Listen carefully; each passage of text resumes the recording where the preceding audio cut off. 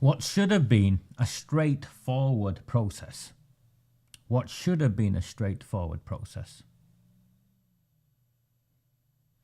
in hiring a chief executive has ended up being a complete catastrophe.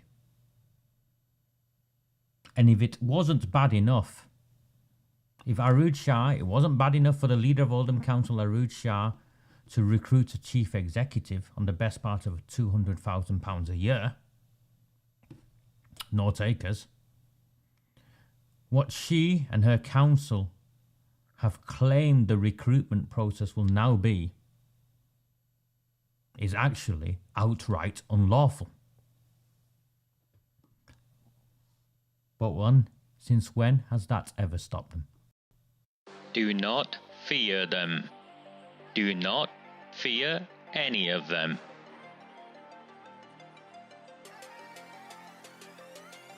On the 20th of November 2003, James Ignatius O'Rourke McMahon was elected councillor for the Failsworth East Ward of Oldham. Deeply ambitious, he ruthlessly rose to power, and by 2011 he was already leader of the council.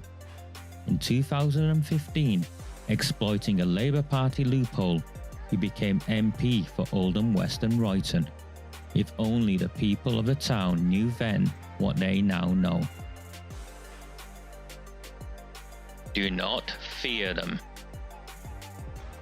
Do not fear any of them.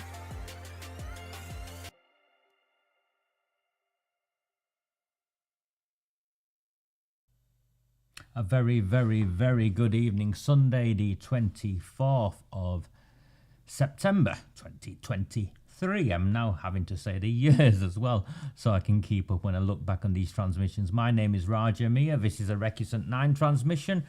They are at the moment all free to air with the comments set for members only. Although I've seen Warren Bates has commented, so maybe he's joined or maybe I've done something wrong. But a very, very good evening to all of you. Very good evening to Lee, Gail, who've just joined us just as we're going to air. I'm sorry, Louise, you fell over again. You need to take care of yourself better. And of course, my friend Gary Martin, who I spoke to last night. I hope you're well. And to the rest of you, the way these transmissions work, the way I can keep going is I've put them free to air, and as predictable, as night follows day, the paid subscriptions and Ghost went down almost immediately. So I'm not sure if one's linked to the other. I'll let you decide. So the way these transmissions go out is if you don't subscribe, if you can't afford the 99 pence a month or don't want to pay the 99 pence a month, or some of you just don't operate that way, that's completely fine. If you feel able to, there's links there to buy me a coffee. Actually, it's buy me a samosa.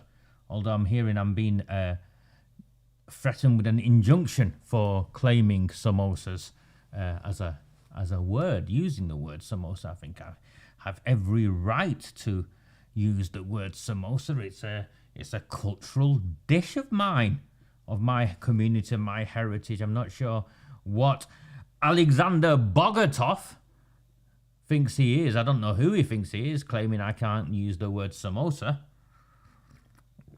or that I nibble on a samosa. Maybe he shoves it somewhere.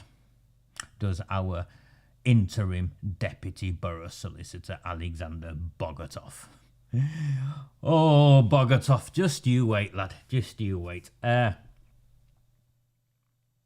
a very good evening to my friend David Kidman, who contacted me earlier on in the week. And no, David, let me just bring this down so it's a bit lower down on the... I think that'll do. No, David, I didn't get to the British Legion thing on Friday in Failsworth. Didn't get an invite, mate. Didn't get an invite, so that's why I didn't make it. Although Friday nights, truth be told, Friday nights are difficult for me. So I'm sorry if you were there, David, or if others were there and expecting to see me. If you didn't see me there in Failsworth, it's because I didn't know about it. And we'll leave it there for now. Okay, some serious stuff to start off with.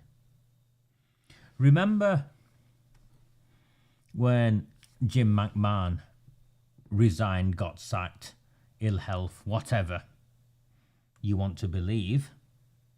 One of the reasons given was that he'd been threatened and he was under abuse, and the way you looked at it, you thought, oh my God, something horrific might have happened. Well, I never thought that, so but to the onlookers from outside looking in who don't know what's going on in Oldham, perhaps that's what you thought.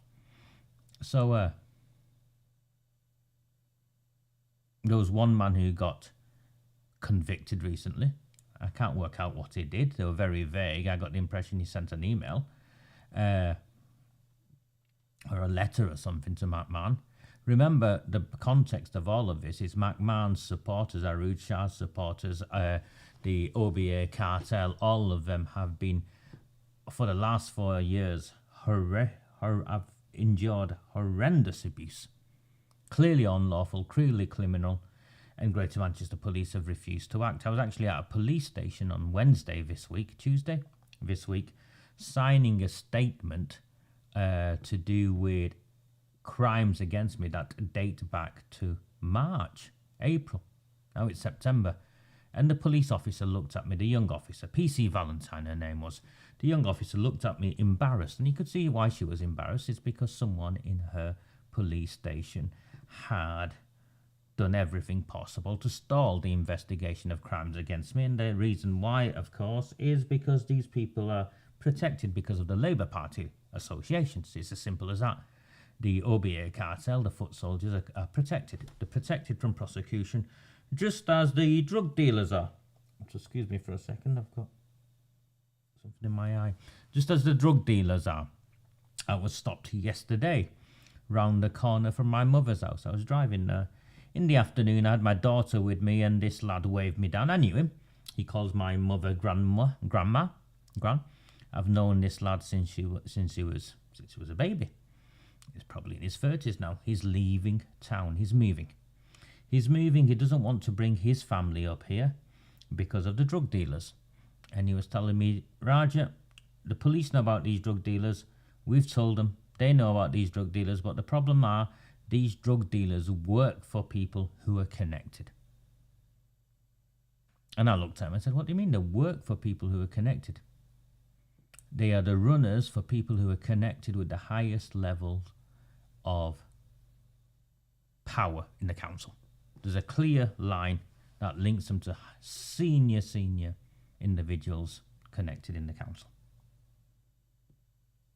And we talked for a while.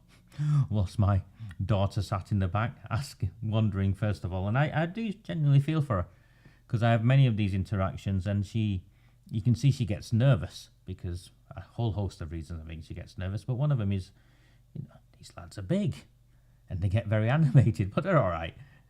And it was clear. There are drug dealers on the corner of the streets of Chadderton who are protected, and they're protected because who they deal the drugs for and who these people are connected to. And we talked for a while. I said, well, I'm standing. He goes, yeah. I'm going to vote for you. Everyone I know is going to vote for you. And this is a Bangladeshi lad. Everyone I know is going to vote for you. But Raja, no one else is speaking out because they're scared. No one else is speaking out because they're scared. And even if all of us do go and vote for you, it's going to be hard. That's his way of saying, we're with you, but we don't think you're going to win. And I'm like, well, look at you. And I meant it, genuinely, decently. Look at you. This is your town. This is your home. These streets belong to you. Why? You're leaving. You're packing your bags and leaving. You're a decent lad. You're packing your bags and leaving. And part of me didn't blame him one bit. Part of me didn't blame him one bit. When we know the scale of the opposition we face, and how inept some of those who supposedly support us are once they secure their positions of power. It becomes difficult. My nephew came to see me today, brought me a big tub of Vimto. Bought me a big bottle of Vimto, big bottle of Vimto. Can I slurp a Vimto? Is that racist? I'm not sure. Nibble a samosa? Peck on a pakora? And he'd been following it from the beginning. Yes, nephew of mine, 4 years, 5 years, lives in Caldest. And he's like, what are you doing? How much longer are you going to carry on? How much longer are you going to carry on? Again, the same conversation. You know we'll all vote for you, but how much longer can you carry on? And he was very angry at the what he described as, how quickly was I backstabbed this time? How quick was it before the right and independents backstabbed me this time? So I laughed at him. I said, it doesn't matter. It doesn't matter. It doesn't matter at all. Because we don't do it for them, do we? We do it for all of you and everyone else and everyone in this town that doesn't have a voice.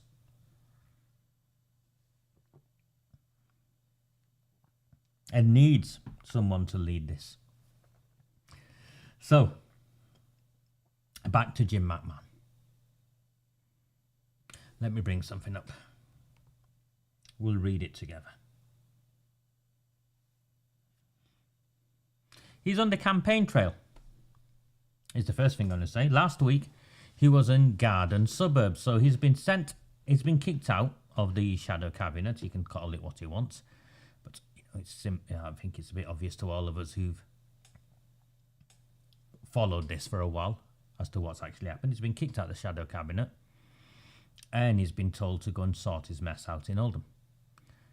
He knows I'm standing against him, and he was campaigning, knocking on doors in Garden Suburbs last week. And this week, he rocked up to his cartel heartland of Featherstone Road, opposite Oldham Central Mosque, at the OBA, or the Oldham Millennium Centre, and handed out medals or whatever it was for a badminton tournament. Now, I have a problem with this. I have a couple of problems with this, but let me just bring it up first so you've seen it, you can see it. I have a couple of problems with this. My first problem with this is we all know what's going on. This is the OBA heartland, and it's very divisive, and it's postal votes, yeah? It's going and it's shoring up his core vote. That's what he's doing. Would he go and do something in Royton with a white group? Would he go up to Hollingwood with an Indian group? Would he do something with an African Caribbean group? I think not. Where there's a samosa is where Jim is. Maybe my white friends who live in Chadderton or Royton need to do some pakoras. Mix it up a bit for him. A bit of chana, you know. What else? What? I quite enjoy a chicken chat. Chicken chats in Chadderton? No? Rosh Malai in Royton? So he rocks up. Now, what you've got to understand with what's gone on here is, one, is the OBA Millennium Centre, it's Cartel Heartland. National Badminton Tournament by the Oldham Bishnat Society. Bishwanat is how you say it, but we call it Bishnat. Bishnat is a district in Bangladesh. It's the district my family is actually from. I will have nothing to do with the Oldham Bishnat Society or any of those sorts of organisations because they promote sectarian division amongst people from my background. So for every Bishnat society, there's another society, a Nobby Goinja, Hobby Goinja, Zoganatpur, there's all sorts of districts in Bangladesh. And what they're doing is importing the divisions from a country that You know, we're 3-4 generations down now. In terms of immigrants, I'm a second generation immigrant, but you know, my friends' children have had children. They're 4 generations in. And none of them want anything to do with these sectarian divisions. Go and ask them. They want nothing to do with these sectarian divisions. And these sectarian divisions have been introduced by and encouraged by Labour and those affiliated with the Labour Party. And here he is, engaged in a sectarian. Imagine if this was in Northern Ireland. You'd be horrified, wouldn't you? Well, it's the same. Right? So it's the Bishnat Society badminton tournament. And the thing with the Bishnat Society badminton tournament, this national thing with 80 teams from across the country, as well as sectarianism, there's something that we've consistently seen with Jim McMahon, and that's misogyny. Now, I'm not saying he's a misogynist, but what I am clearly saying is I object to an MP who repeatedly turns up to events where men, you know, there's gender segregation. Where are the women teams? Where are the women badminton teams? Where are the mixed badminton teams? This country does well in badminton. The mixed badminton pairs did very, very well in the Olympics. So where are the mixed badminton teams? Why aren't they promoting them? Where are the women's badminton teams, even if they can't get as far as mixed? Why aren't they promoting them? Why isn't Jim encouraging that? Why isn't he challenging that? Because that's what an MP should do. That's what a leader should do. But he can't and he won't, because he's dependent on the vote from this demographic and this group. And as long as he's dependent on the vote from this group can get away with doing what they do. And that is McMahon back on the campaign trail the only way he knows how. Go and shore up the sectarian, misogynistic vote and maybe nibble a samosa. Or 2.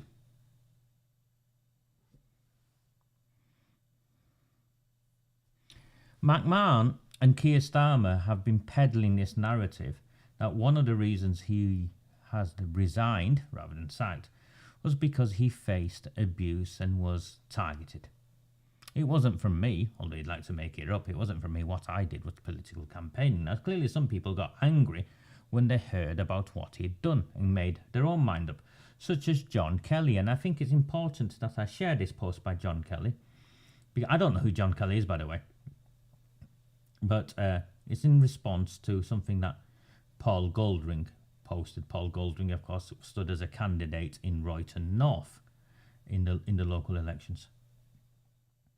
And what John Kelly's said is, Paul Goldring, I sent an email to McMahon and blasted him at what has happened in his constituency. I watched a report on GB News and was incensed by what had happened to a particular 12-year-old girl at the hands of Pakistani groomers. He got the cops sent to my home. I'm almost 78 and now going to be prosecuted because the wimp MP supposedly suffered distress. Never mind the distress the little girl suffered. That is your MP, Oldham. That is the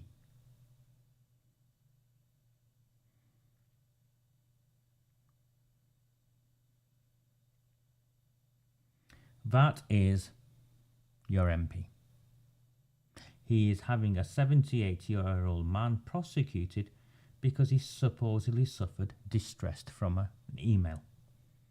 Because this man was distraught by what GB News reported, and that was as a consequence of 4 years of relentless work by myself and many of you, where I had been repeatedly dragged into a prison cell. Because I wouldn't let it go. And I don't think any one of us should let it go, do you? And this is your MP. So this is actually what the threats are he's on about. Here's Mr. John Kelly, 78 years old, sent him an email. blasting him, incensed.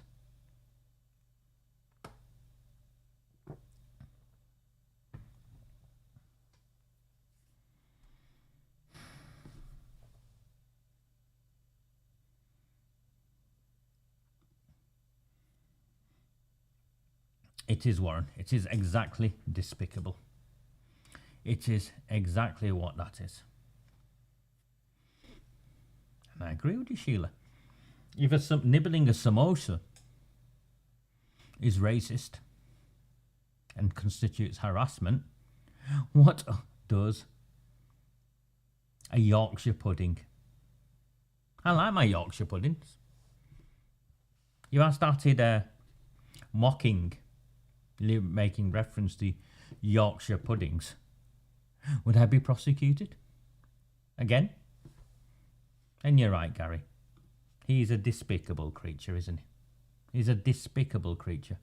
And he's protected. You can see he's protected because I guarantee you, whatever it is that 78-year-old man sent to Jim McMahon, it would come nowhere near anything what McMahon's supporters have been doing to me that Greater Manchester Police are protecting.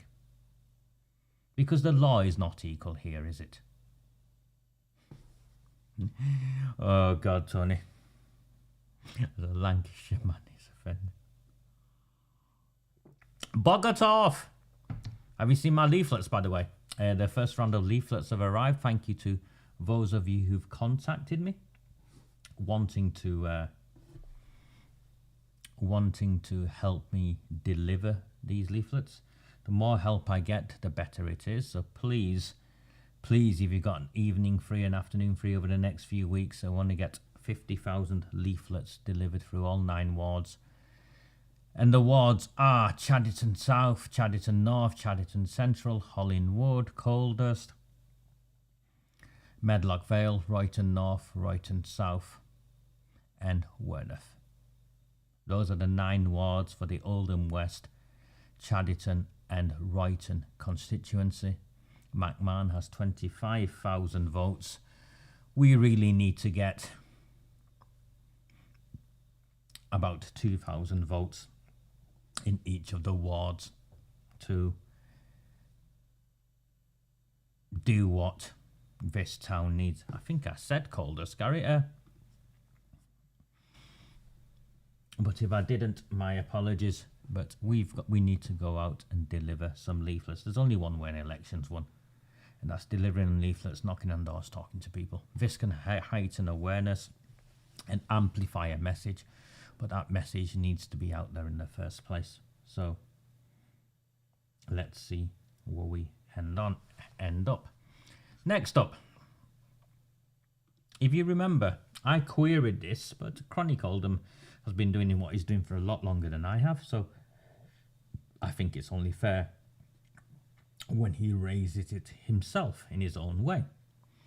Anyone else noticed that the Greater Manchester portfolio holder for Equalities and Oldham Council leader AROOJ SHAH, who snubbed this year's Pride celebrations in Oldham and all Greater Manchester, only makes an in-person appearance for equality issues relating to immigration and religion?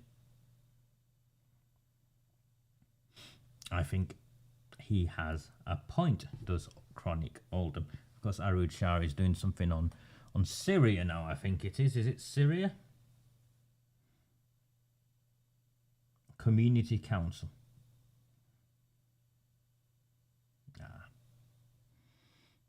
Your leader, people. This is your leader.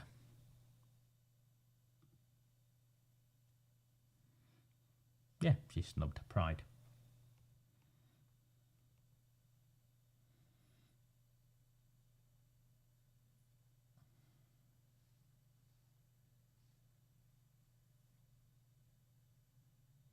If you're finding value to the 130 of you, wow, 130 of you who have joined me already this evening, please do press like at the very least. There's 40 likes so far.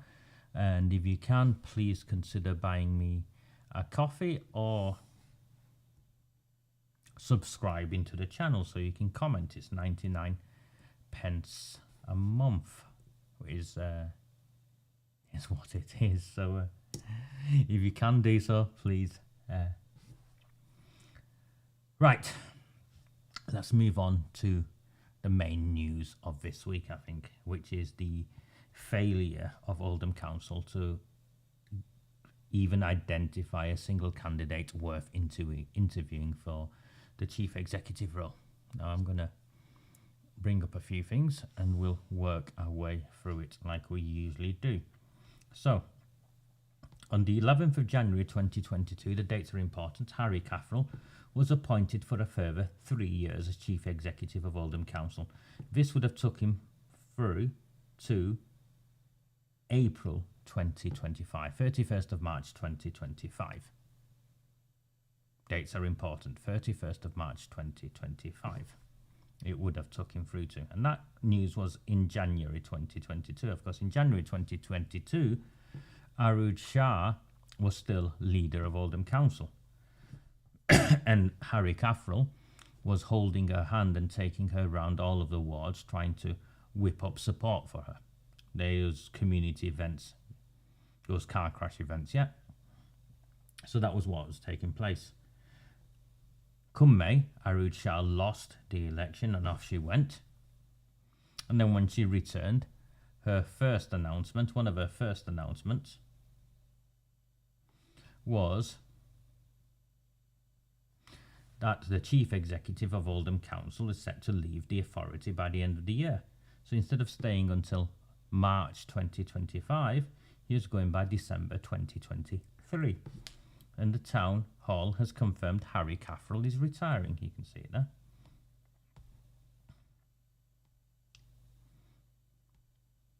So my belief, I can only share with you what I think that was, what has gone on here.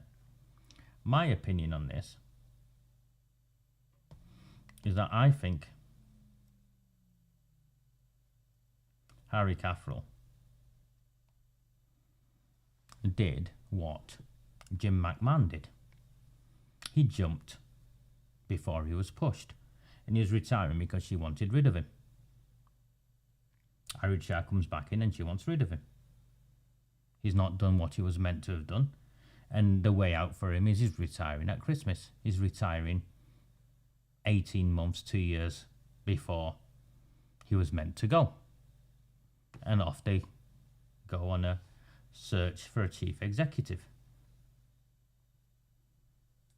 They advertised, and on Friday afternoon, and releasing news on a Friday afternoon is intentional, Oldham Council released this statement, which is that the plans to recruit a new chief executive of Oldham Council have been halted. This comes after the council's cross-party appointment committee today unanimously gave their backing to current chief Harry Caffrell remaining in post for a further 2 years. Now, let me explain what's gone on. The deadline for applications and the short shifting of stuff was Thursday.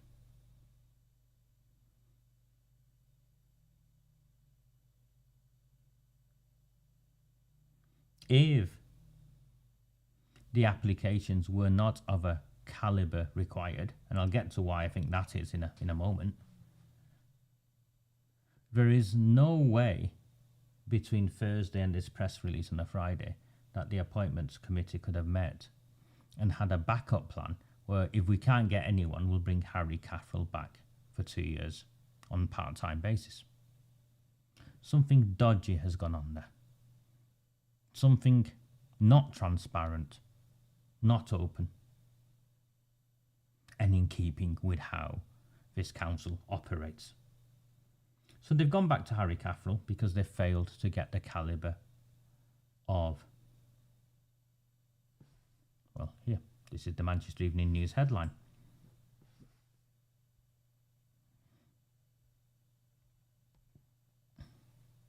This Greater Manchester Council can't find anyone good enough to fill a £164,000 job. So the question surely has to be asked, why can't Oldham Council find anyone good enough? That's the first question, isn't it? The first question has got to be, why can't they? Why is the calibre of applicant so poor to come and lead Oldham?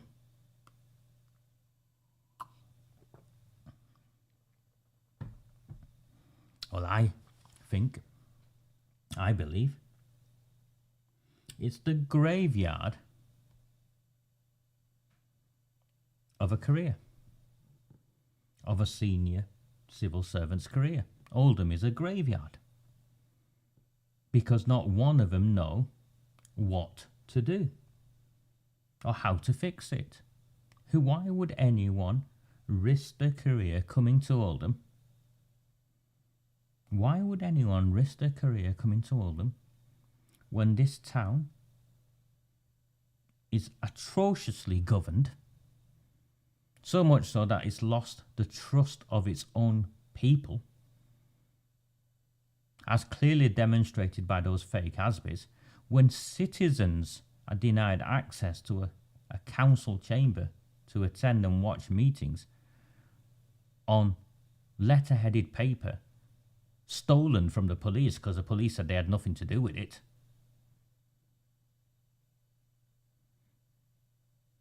I think GB News took them, and not mocked them for crimes such as wagging your finger. Why would they? It's lost the trust of its people. It's in political turmoil. 3 council leaders ousted in succession demonstrates political turmoil. It's engaged in unlawful activity. Operation Hexagon, I maintain, is unlawful. The secret monitoring in partnership with Greater Manchester Police of citizens who object to the grooming and gang rape of the town's children is unlawful. What the council did to me is unlawful. Remember, AROOJ SHAH fabricated allegations against me that went all the way up to trial, where she then ran away from testifying. Who blew up her car? Do you not think candidates would have seen all of that? The cover-up of the gang rape of this town's children? The SEND inspection?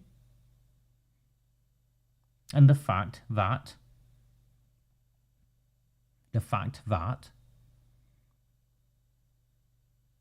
one of the most dangerous criminals in the country hangs off her arm. Which is why, when I press on this on the comments, and this isn't me,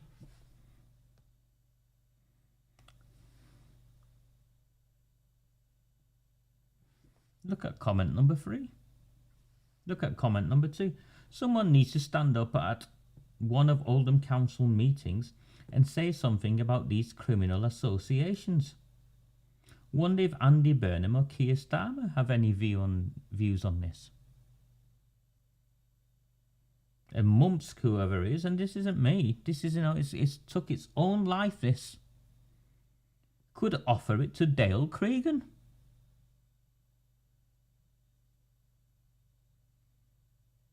And this is, of course, after. So they failed to recruit.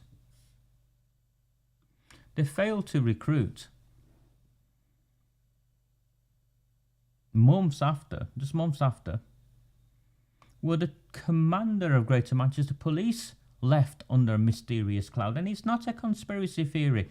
He left, he was pushed, he's disappeared.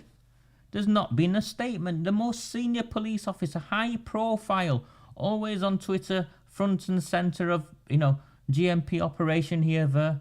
Absolute nonsense. He's left. He's run away. He's got sacked. Something's gone on there. The previous chief executive and the entire senior leadership team.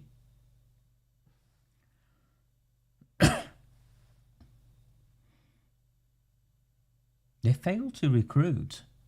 And you all should be worried. As taxpayers, you all should be worried, because if you can't recruit the best, if you can't recruit sufficient talent at the top, It filters through the entire organisation. So there'll be an absence of competency at every level in the council.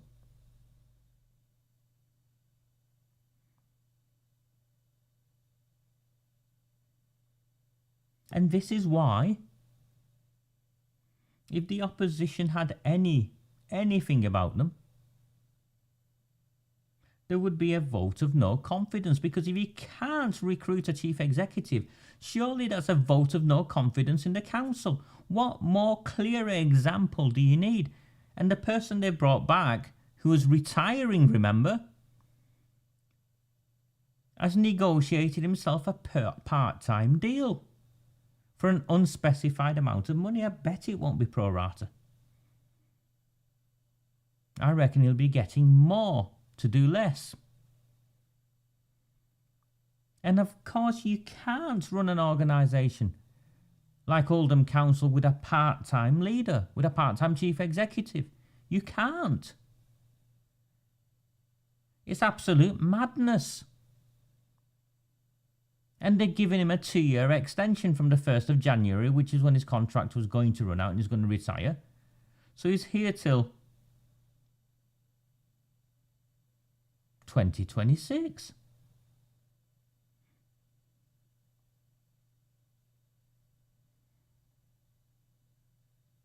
It's crazy. So I went and found out who's on this committee, this appointments committee, because they're, you know,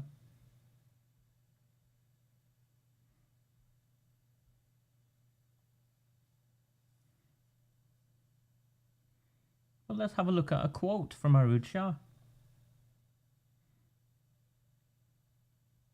Happily,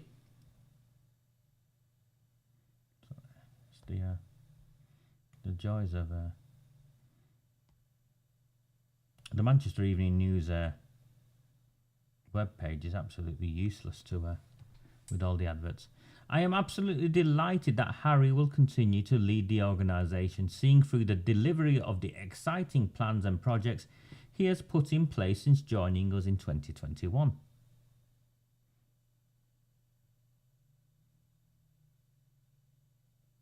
While we did have a good field of candidates, no, you didn't. We felt the level of experience didn't meet the level of our aspirations and ambitions. What that means is you didn't have a good field of candidates. If you had a good field of candidates, you would have at least interviewed one. Not one of them met the minimum threshold, because that's how the law works, AROOJ SHAH. I know you like to play fast and loose with what the law is, but employment law is very simple. You put out an advert, there's a specification for the job, and if an individual meets the specification for the job, they're interviewed. You can't discriminate. So they didn't meet the minimum criteria, did they? They didn't meet the minimum criteria. So you're not absolutely delighted that Harry will continue to lead the organisation, because that's a contradiction.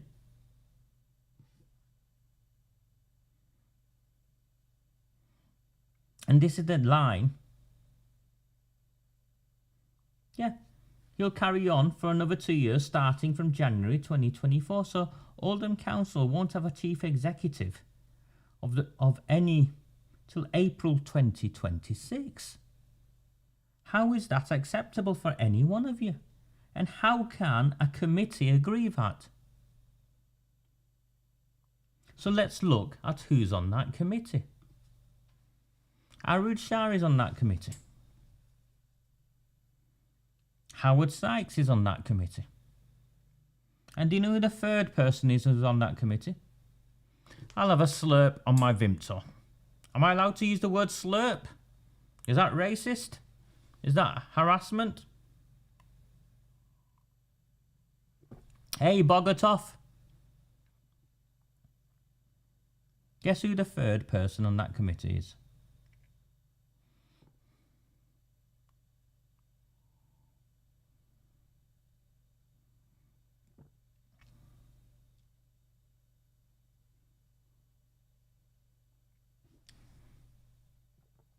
No. Gary or Denise. I thought it was. So I went and asked, did my thing. It's not Graham Sheldon. You know who it is? It's Cammy G.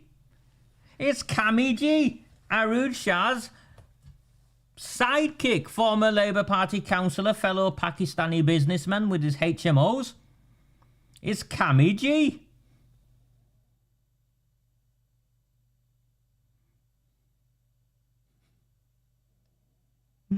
So Cammy G, Howard Sykes and AROOJ Shah have decided that they can go back to Harry Caffrell and let him renegotiate whatever he wants. And then they've decided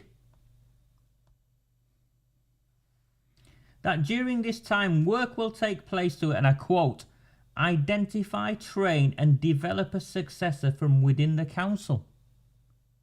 That is outright unlawful. That is outright unlawful. You cannot ring fence the chief executive role to be an internal appointment, because that's what they've just said. During this time, work will take place to identify, train and develop a successor from within the council. Just give me 1 second, I'll find it in the council's own page here. Look. I'm not making it up. Following a meeting of the Cross-Party Appointments Committee this morning, members have now unanimously recommended that he be appointed for a further 2 years from January 2024, with some changes to his working arrangements. They won't tell us what changes. What is he, working 1 day a week? 1 day a month? I don't know. During those 2 years, is he, you know, I can see him having a holiday home in Spain somewhere, can't you? Did he zoom in? Are we paying for his flights every time he comes to Oldham Council? Has he got a helicopter?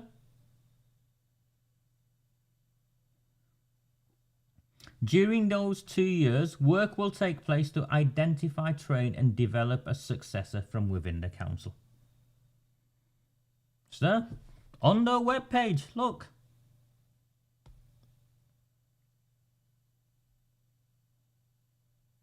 Just highlight you here.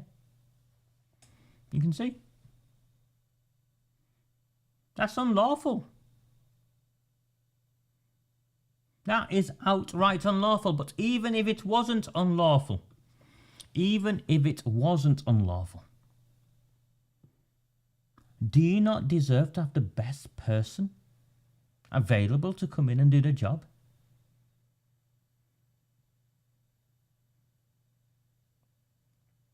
That's what I'd want for a town with some of the highest council tax bills in the country.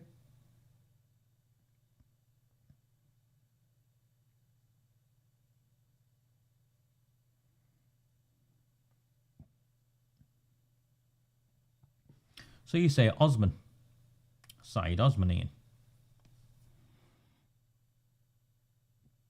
Saeed Osman, of course, was Harry Caffrell's number 2 in Blackburn. And they found a way of appointing him. I don't have an issue with that. Every time I've gone into working places at a senior level, I've then taken my team with me on a fixed term basis to fix whatever I've, you know, it's just easy. I haven't got an issue with that. What I've got an issue with is why we are ring fencing the job to Saeed Osman if Saeed Osman already applied and wasn't good enough. If he was already one of the candidates and didn't have the experience and all the rest of it, didn't meet the minimum criteria, because if he met the minimum criteria, you'd have to interview him. Now, over a week ago, news got to me that they were trying to give the job to Saeed Osman, but they were worried I would object to it because he's a Muslim. And I'd convene that to you, and you lot would be outraged. Well, that's not on me, is it? I'm a Muslim. I don't think anyone has an issue he's a Muslim. I think they have an issue that he has, for the last year or so he's been here, been frequently visiting places where he's definitely been, nibbling on a samosa, eating some food.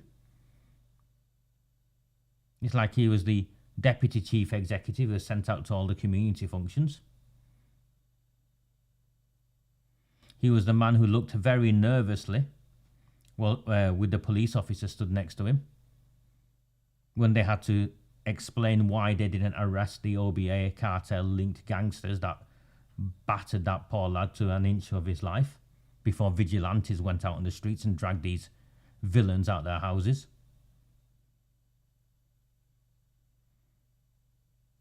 He was forced to apologise at the last council meeting. Humiliated. He ain't got what it takes to be a chief executive. But I believe there's something else going on here, which is why you need a vote of no confidence. One, they failed to recruit. They failed to attract anyone of the calibre. And the reason they failed to attract anyone of the calibre is because of who AROOJ SHAH is and her associates and her networks, as well as the cover-ups this council are involved in. And the loss of trust amongst the electorate. I don't think any of those conclusions are in any way contentious. How can those things be fixed? Well, clearly the cover-up of the grooming and gang rape isn't going to be fixed under AROOJ SHAH because she voted down a motion for a public inquiry. Clearly the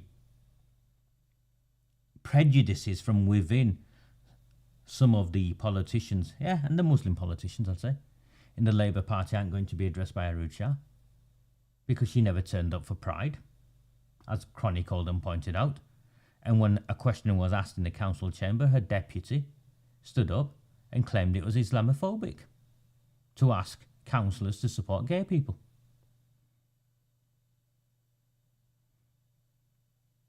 Maybe in Saudi Arabia, lad. I don't live in Saudi Arabia.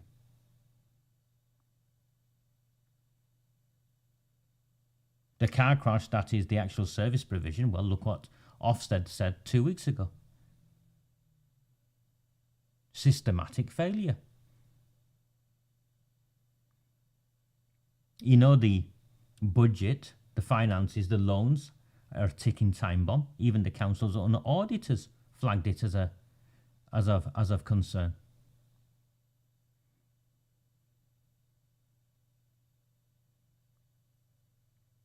Her gangster associations. She gave an interview to the BBC claiming he was rehabilitated. At the time she gave an interview to the BBC claiming he was rehabilitated, he'd earlier been arrested for possession of an offensive weapon believed to be a machete and criminal damage. He was convicted on the day of her election win and was celebrating with her by the afternoon, and they released an official photograph of her, Irish Emir, and her brother, who's a convicted money launderer. Who wants any of that? Tell me, which decent, respectable, senior civil servant wants anything to do with any of that?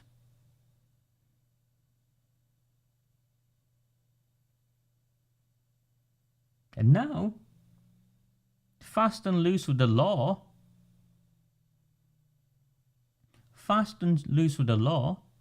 she's claiming during these 2 years work will take place to identify, train and develop a successor from within the council. And I'll tell you why they want to do that. Because they want to keep a lid of all the corruption and criminality that infests the civic centre. That's what I believe. Why else would you want to do that? You want a nodding yes man or woman or gender neutral cucumber or whatever it is, samosa, sausage roll.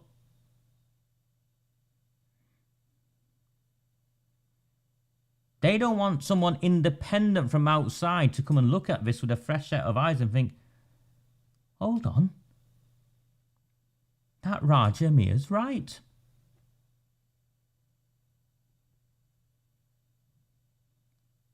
The National Crime Agency need to be called in. The government need to be called in to take over this council. What this council has embarked on is unlawful, it's illegal.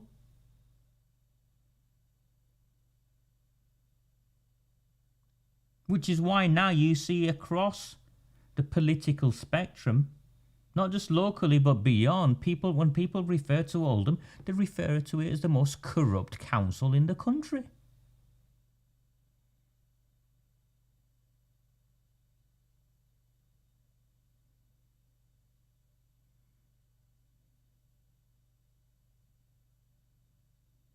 So come on, Bogatov. Let's see that injunction.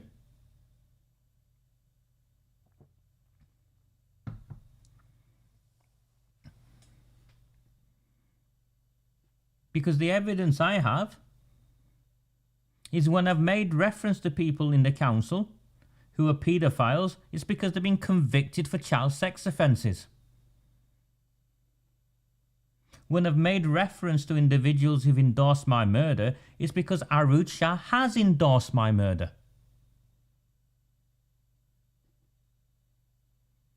When I've made reference to the cover-up of the grooming and gang rape of children, it's because there has been a cover-up of the grooming and gang rape of children.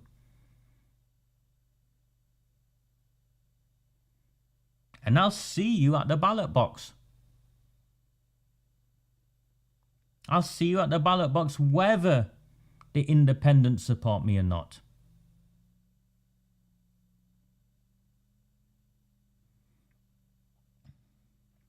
Some fun, some comedy. Let me get a drink. Please, if you're finding value in this transmission, consider buying me a coffee. You can do so with the link pinned at the top with the Buy Me a Coffee site directly or via the PayPal link. Thank you to Tony Martin and Nick who both bought me coffees this evening. Thank you very, very much. I'm just going to go and fill up my drink and I'll come back with some more. I think we've had an hour or so, so please bear with me. I've not been well.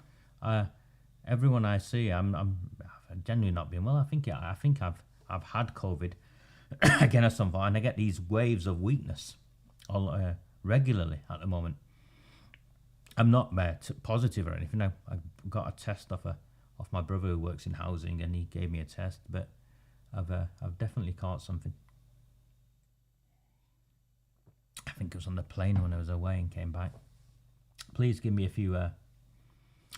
few minutes. I'll play a good song for you. And I'm not, if you've seen, I'm not doing any videos today. It's because my headphones have gone. I'm waiting for a new wire to arrive for the headphones. But it's okay. The wire wasn't expensive at all. I bought some really expensive headphones where everything comes apart. So all I needed to do was buy a wire.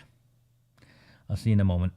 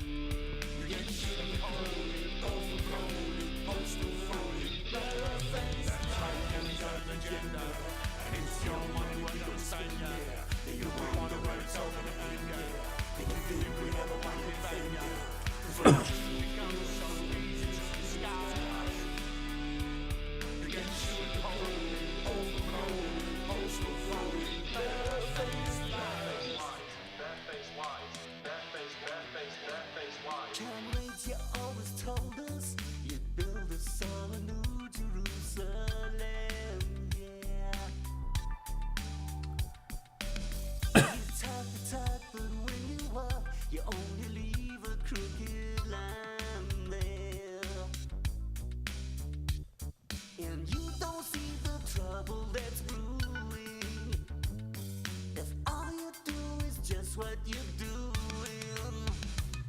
That's right, yeah, we got an agenda. And it's your money we're gonna spend, yeah. Do you wonder where it's all gonna end, yeah? This is the thing, so all these Labour councils are not the same. I've worked in Labour councils across the country. They're not the same. What I'm seeing in Oldham, I've genuinely not seen anywhere else.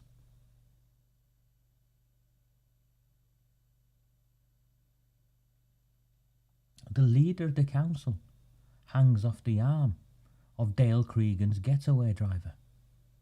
Openly.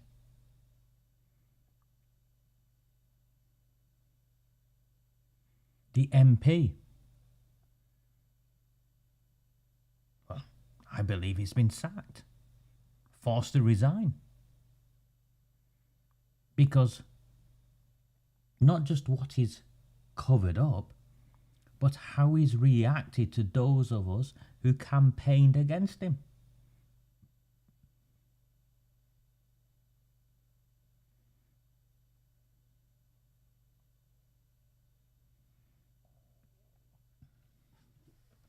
I spoke with Paul Eric earlier on today. Phoned me. I do speak with Paul. I speak, I speak with most people. I think, even with our differences, Paul on a personal level is fine. Spoke with Paul earlier, and he'd applied for the chief executive role for Oldham Council. And he published a timeline and sent me a video 5 or 6 minutes long. I think it's on TikTok. It seemed to be on TikTok. So if you follow Paul Eric, go and have a look on TikTok whilst he put a video out of how he'd applied for the chief executive job, and they'd not even bothered responding to him. So Warren Bates earlier said they'd not even told the staff, well, they've not even told the applicants that were unsuccessful. It's a joke. It's outrageous. It's unlawful. It's illegal. But most of all, worse than all of that, you deserve better. We deserve better. You pay your council tax, people. You deserve better. You deserve better than this. Speaking of deserving better, and this is a fight I'm enjoying watching develop.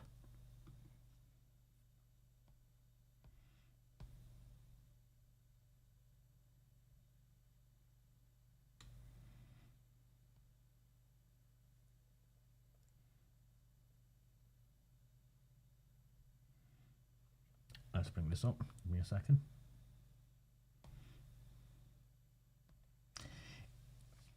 Remember, Manchester Evening News' loyalty is more to Andy Burnham than it is Manchester City Council. Is a row looming over how Greater Manchester's new B network buses will be paid for? So he's been going on about these B buses, yeah? Non-stop, great. B buses, brought them back into public ownership. He wants us all on a bus. He wants us all on this.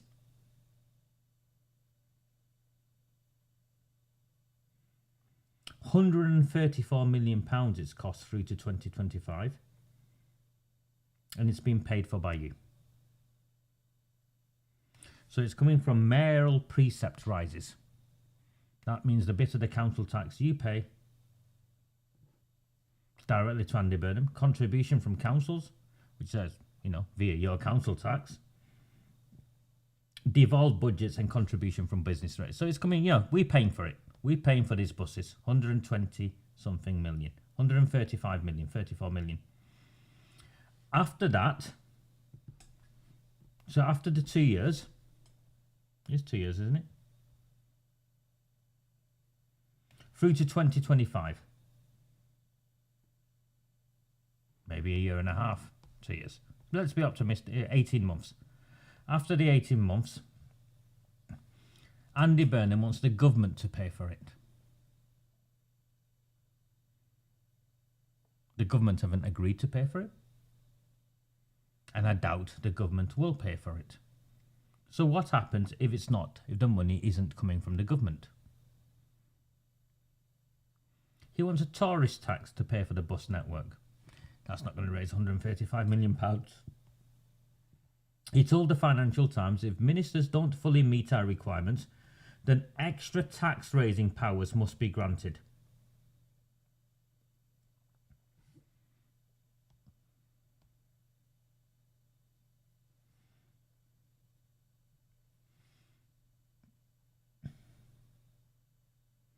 So he wants a tourist tax.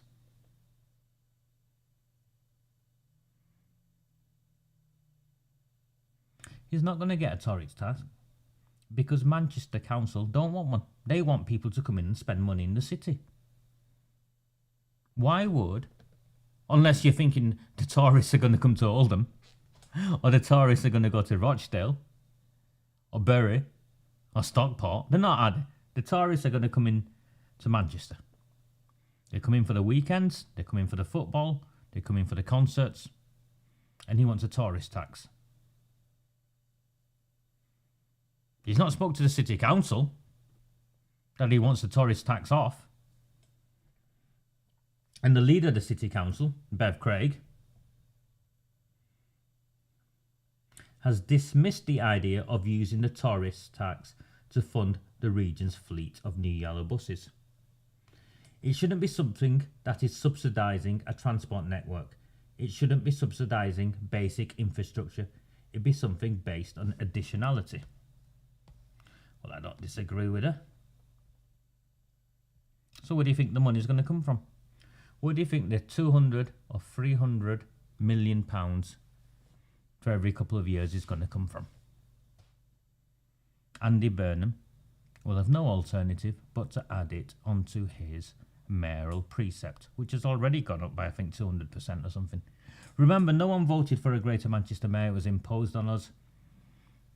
And as soon as he came in, he has been taking the advantage out of all of us. And this is separate to whatever reservations I have on him regarding his role in the cover-up of the grooming and gang rape of our town children and his bogus reports.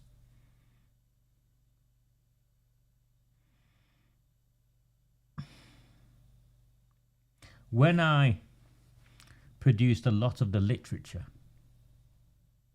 for the independents, the various independents, and created a number of anchor points, really, of how this town can move forward. Because what Andy Burnham wants is for us to pay for his vanity projects, but also for Oldham to become a subsidiary of Manchester. So the town is basically provides the cheap labour to prop up the infrastructure in the city. So we provide the cleaners, the cooks, the caretakers, the warehouse operatives. And what I wanted, and I was very clear, and I'd thought it through, and I'd spoken with many people whose expertise I value, was that there is provision within the agreement that we can just withdraw. As a town, we can withdraw.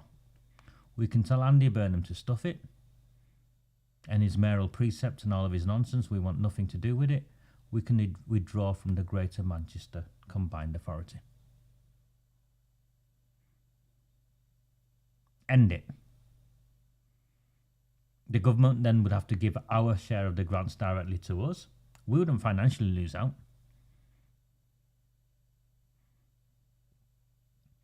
We tell Burnham to get stuffed. Wouldn't pay for his buses. We would have nothing to do with his CAS. That's the clean air zone that he didn't have to introduce. He did introduce because he wanted the money, because the clean air zone money, the local tax, he would have been able to keep himself. You know, for his projects, whatever he wanted. That wasn't going to a central pot of money in central government. The clean air zones would have, the levying would have allowed for him to have a new source of income. And now you're paying for the cameras. And believe me, as soon as he's back in, I'm pretty sure as night follows day, that'll come back in. So what should happen is we should pull out. And I put that into all of the promotional materials, all of the electoral materials, for Gary, for Warren, for everyone, including the Royton Independents. They've not said anything on any of the election pledges. They've instead decided to talk about potholes and speed cameras in speeding cars, and focusing on all those things that wasn't actually what they got elected on. Those things every councillor should be doing irrespective. There's a difference between reactive local issues like that and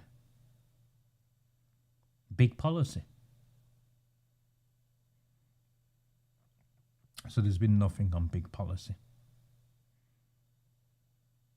which I'm disappointed by. If I'm honest with you, I'm disappointed by. And that's nothing personal. I'm just disappointed. Because it's such an obvious thing to see. We need to withdraw from the Greater Manchester Combined Authority. We need to take powers away from Andy Burnham, so he can't take money off us for his vanity scheme buses.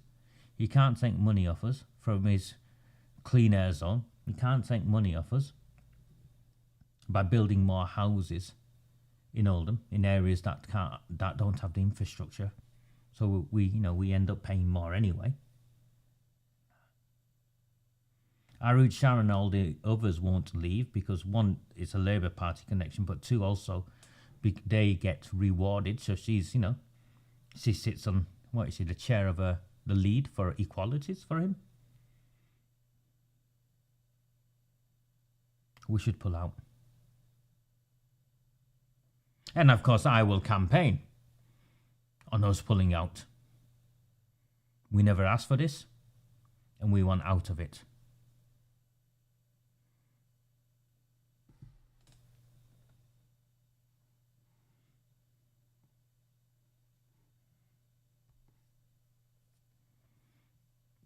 No, Stockport withdrew out of the spatial framework that caused it to collapse. Even though they net gained, so actually they were building fewer houses than they needed to. They still withdrew because they had no control over where these houses were being built. I mean the entire thing, Denise. We don't let Andy Burnham rule over us. That mayoral precept on your council tax bill disappears. Why should you pay for his multi-million-pound offices?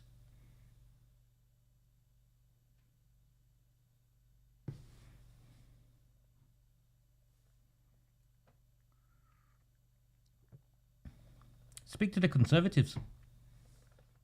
The Conservatives I speak to want to pull out. I don't mean just the older ones. They're going to pull out in other towns.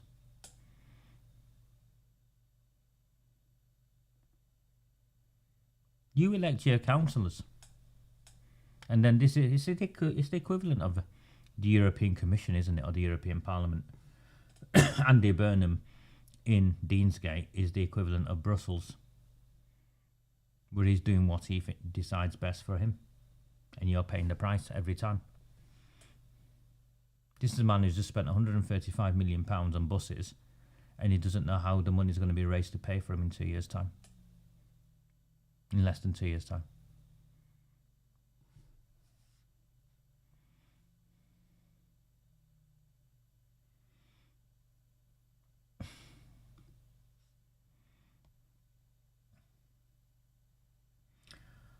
Oldham Town Centre car park will make way for new park.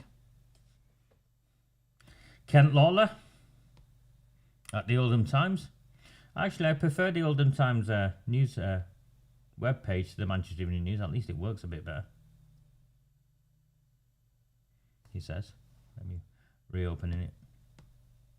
Here you go. At a meeting of Oldham Council's Planning Committee on Wednesday, September the 20th, councillors voted on the proposal to the Sports Stadium car park on Rock Street. So that's the old opposite, behind the old Sports Stadium, across from Oldham Parish Church, into a public open space. The council is continuing in its efforts to develop Jubilee Park a new 6-acre linear park. So now you've got it. 6 acres. 6 acres.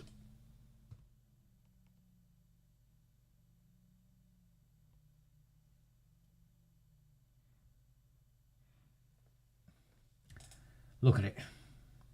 No bearing on reality whatsoever. And every time you see one of these artist impressions, know that you're paying thousands, tens of thousands of pounds for someone's boyfriend or girlfriend, more than likely, in some architect company somewhere, who's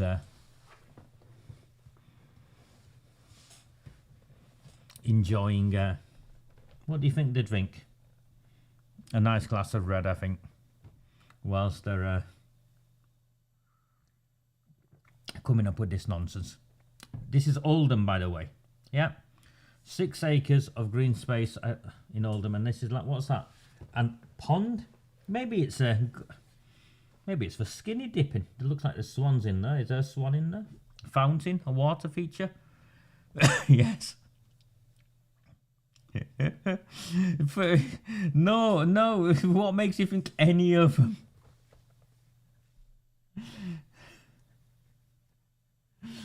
Oldham town centre, for those of us who are familiar with our town, it's on the top, isn't it? It's a hill, yeah.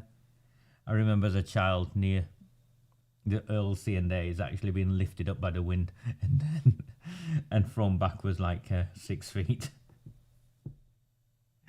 These people are loony, but it's with your money. It's with your money. 6 acres. Forget a shopping trolley in there, mate. I can see a car in there. I can see a car in that. I can definitely see a mobility scooter or two in there. It's nonsense, isn't it? It's absolute nonsense. So in this drawing, artist impression by the council, released by the council, they've got this pond feature there. The apartment blocks they've got there are just figments of someone's imagination, because they don't exist on any planning application or anything like that. Although Oldham Council has come out and said 2,000 new homes are on the horizon for Oldham Town Centre. So 2,000 new homes. Oldham Town Centre is, by the way, in Coldust in the main. So that's another 5,000 votes. Pedalos. Oh, yes. This is where they get the 6 acres from in its entirety, I think.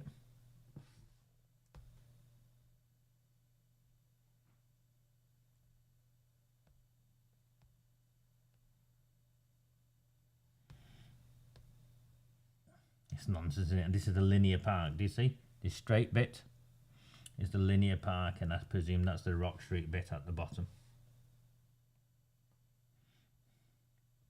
Listen.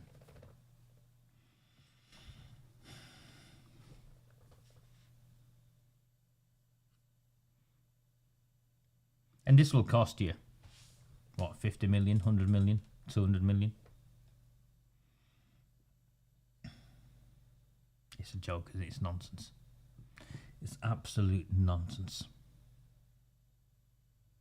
But they're pushing it through. And AROOJ SHAH is super, super excited. It's like the Emperor's new clothes. And we're the Emperor. The collective is the Emperor. We've been taken for a ride. Oldham is a town. That's the town centre. They're going to get rid of the town centre by the looks of it and build lots of houses around the town centre. Okay. If that's your plan for reinventing the town centre by having more houses there, why wasn't that the plan before you spent tens of millions on Prince's Gate? They haven't got a clue, have they? They haven't got a clue. What they're actually building, in my honest opinion, is a new ghetto. They're building a new ghetto. Sean Fielding, when he was leader of Oldham Council, believed that people would choose to live in Oldham Town Centre rather than live in Saddleworth. I think he's talked nonsense then, and I think AROOJ SHAH is talking nonsense now.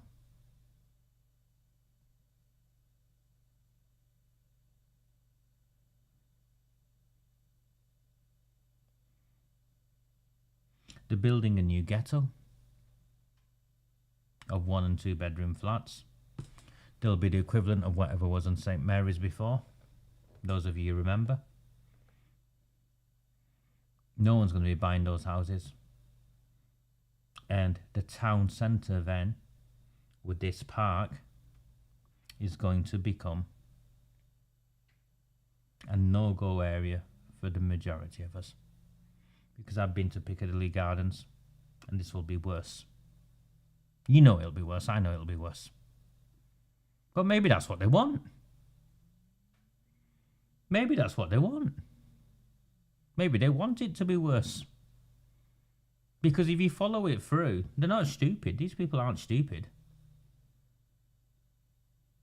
If you follow it through, 2,000 new poverty pimping houses, get some more grants in to keep themselves in jobs, put an absurd park with trees and lots of dark areas where people can drug deal, the zombies, you know. It's what they want. It's what they want for our town.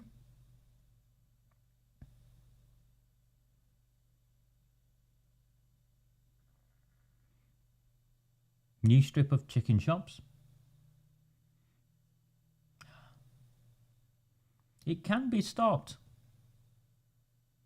It can be stopped, but you need people brave enough. Now, I don't know what went on. Needs a chicken farm. Yeah, exactly, mate. Now, I don't know what went on, but I'm going to bring it up because look, and maybe what I'll start doing, depending if I have the time and the resources, is I'll start live streaming the cabinet, the various committees. Because at a meeting of Oldham Council's planning committee on Wednesday, they voted on this proposal. Well, maybe if we shone the spotlight on these committee meetings,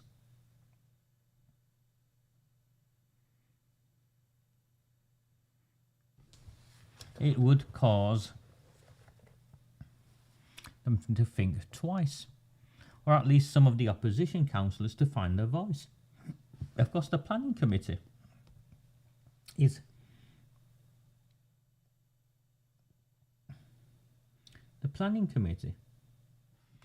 headed up by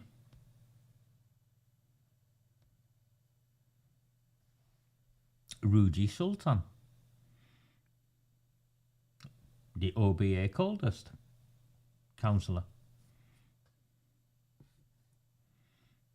And the head of planning is a man called Peter Richards.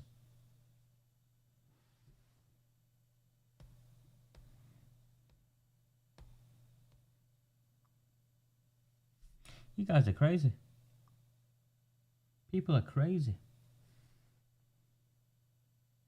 And to demonstrate the craziness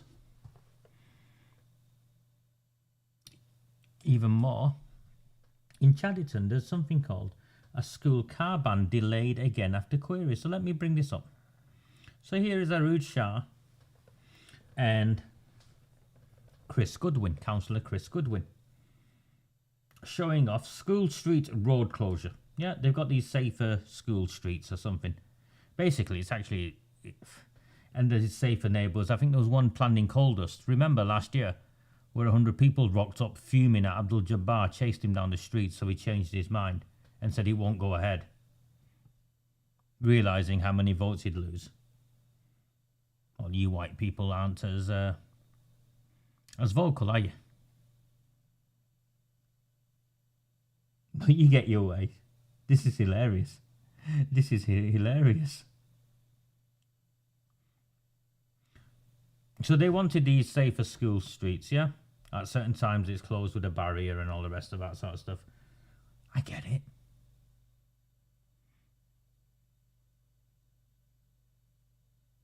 They want children to walk to school, to cycle to school. There's not a chance in hell. My mum lives on near Burnley Brow School.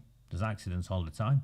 There's not a chance in hell I would have my nephew and niece cycle to school.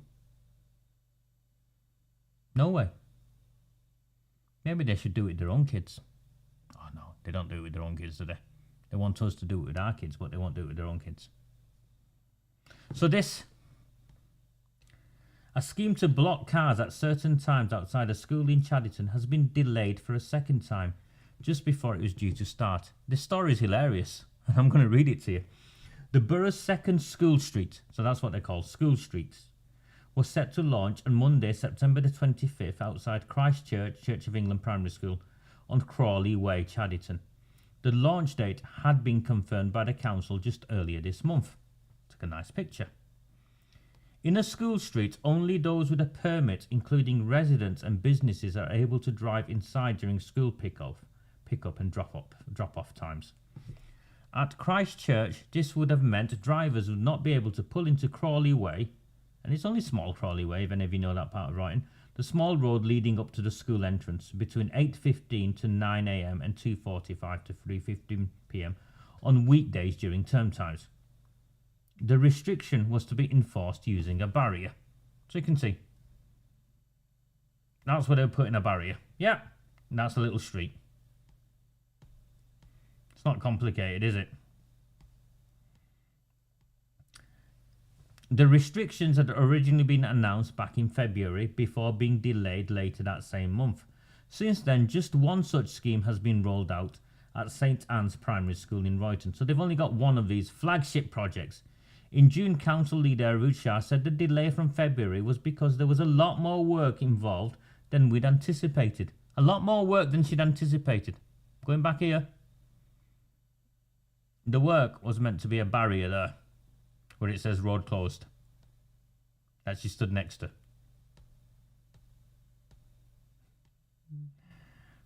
It turns out that a lot more work involves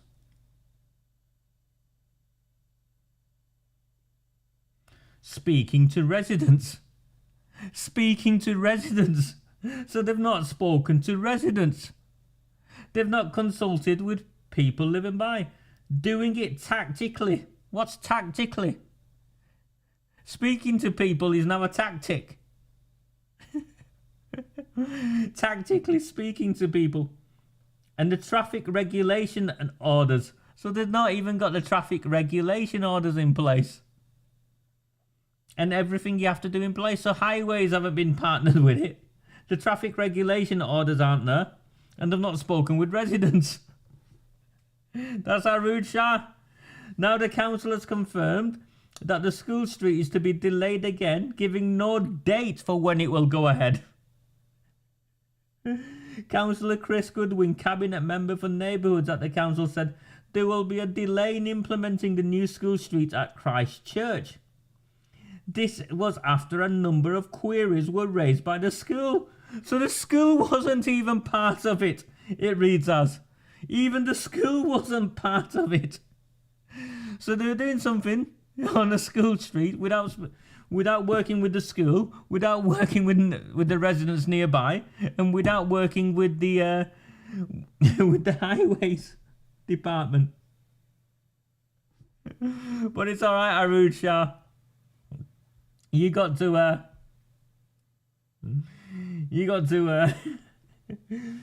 stand outside a sign.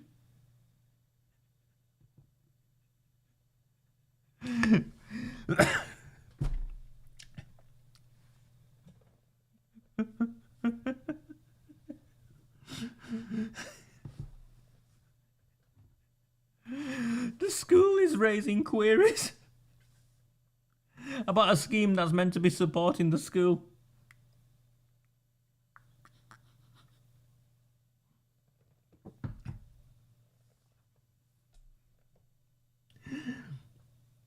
Of course, again, it's cost your money. It's cost your money. Right. I'm going to move on to something I've been toying with for a while. I'll get to it in a moment. So I don't really do the national news much with you guys. I don't do the national news much with you guys. I barely do anything Greater Manchester. I only did the B Network stuff because it affects you. We've all seen the Russell Brand stuff. Yep. Now, I'm not making any excuses or claiming I understand any of what's actually gone on. What I do believe, though, is the rule of law. As a victim of a coordinated press attack in partnership with politicians and how it left me suicidal, and you also what they did to me. I believe in the rule of law, due process, a right to a fair trial. Yeah, right to a fair trial. Now, I've met Russell Brand in my youth, and I'll share the story with you as cleanly as I can. I think it was during his MTV days when he used to do some of the clubs. And from what I could work out, MTV quite happily gave him a bag of disco biscuits, as I'd call them, and off he'd go to cause chaos in the clubs with a camera and a microphone. And I remember having a wee in the toilets, and as a kerfuffle broke out behind me, and Russell Brand was in one of the cubicles with a young woman who just happened to be the girlfriend of one of the drug dealing gangsters who ran the place, and all hell broke. And all I remember was Russell Brand with his pants round his ankles saying, "It wasn't me, she came in after me." I found it humorous at the time. I was in my early 20s, mid-20s maybe. I found it humorous at the time. So we all know what he is, I think. I don't think he hides his promiscuity when he was younger at all. Now, we've seen how everyone's gone after him and all the rest of it, and I've looked at it and thought, okay, you know what? For me, rape is very, very serious. I consider it a sexual assault is very, very serious. And when people have been convicted, with conviction levels so low, remember last week, Charlotte Green's article about rape convictions and sexual assault convictions so low. I think when convictions actually do take place, they need to be highlighted as a deterrent that we will come after you, and also as some sense of justice for the victims, many of whom are never believed.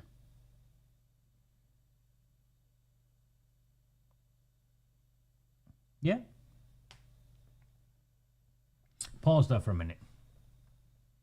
This guy came after me before the elections. He's clearly some Labour Party guy, I think. Randomly. He's the Oldham Chronicle owner, or was, or is, I'm not sure what he is. But he sells 45% of the business. And this goes back to April 2022. Credible media. And his name's Matt Ramsbottom. Yeah. And he came after me promoting the council and trying to stop me from campaigning for a public inquiry or whatever. Don't know him, never met him. I have no interest. Not my type of guy.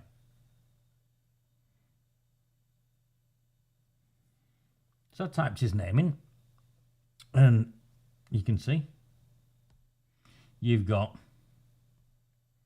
Sound Kitchen Manchester Limited, Matthew Paul Ramsbottom, and you can see if I press that, he has a whole host of businesses. Oldham FM Limited, Credible Media Limited. So you can see it's the same one. Yeah. And his business partner in this one, Sound Kitchen Manchester Limited, was this man, Logan Rowan Galbraith. Now, I know Logan Galbraith from the sense that I went to school with him. He was 2 years older than me.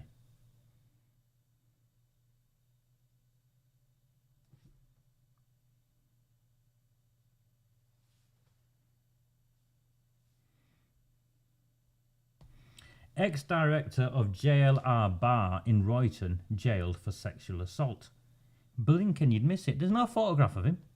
Why is there no photograph of him?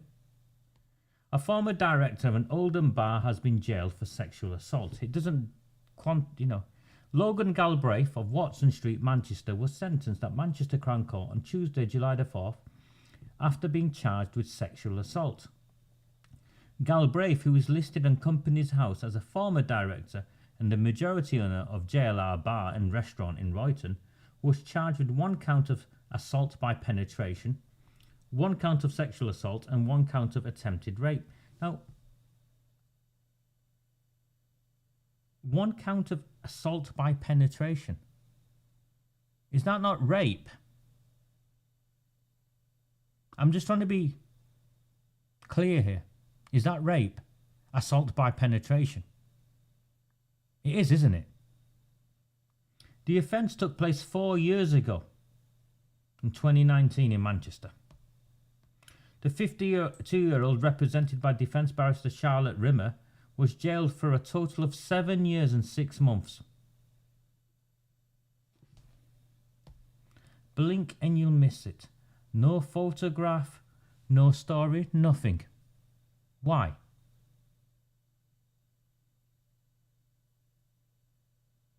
Why?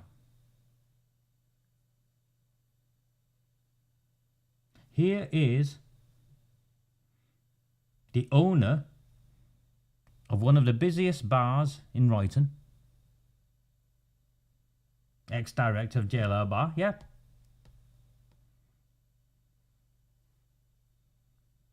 Majority owner of JLR Bar and Restaurant. I'm being careful with my words.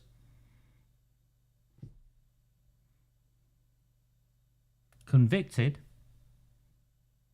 7 years.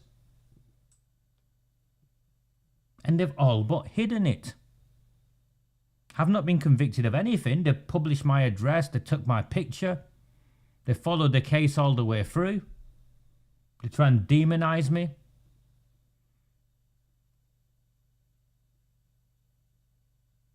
And if it's me, trying not to be a conspiracy theorist, I would argue it's because of who his connections are as to why this news story has been buried. Why has it been buried? Here is his business partner from the time. Credible media managing director Matt Ramsbottom, who owns the Oldham Chronicle and is a key ally of the council.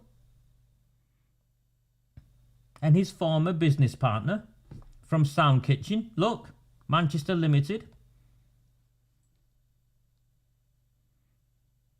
is convicted of raping someone and is in prison for 7 years.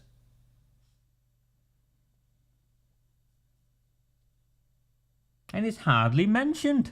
Why? Because if we want convictions, if we want victims to come forward, then the convictions need to be highlighted. Why is Logan Galbraith's photograph not all over the front page of the Oldham Times?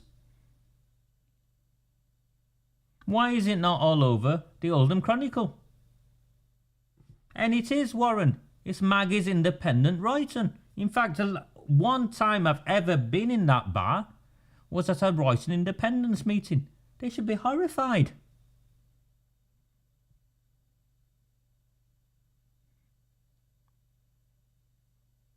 If you care about women and young women and rape and, the 500... You saw the Charlotte Green article from last week yourselves. Well then, when a prominent owner of a local bar is convicted, why is it not plastered all over the front pages of the newspapers? I believe it should be. I believe shaming these individuals is a deterrent. I believe that people need to know that he's been locked up for 7 years and that justice is possible, regardless of how powerful they are. This, to me, is very close to the cover-up of the Rod Blythe issue. It seems when those who are connected in this town commit serious offences, it's hidden, it's buried.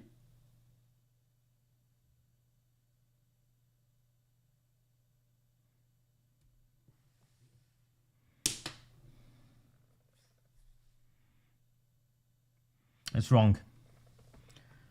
If you're finding value in this transmission, please like, please share.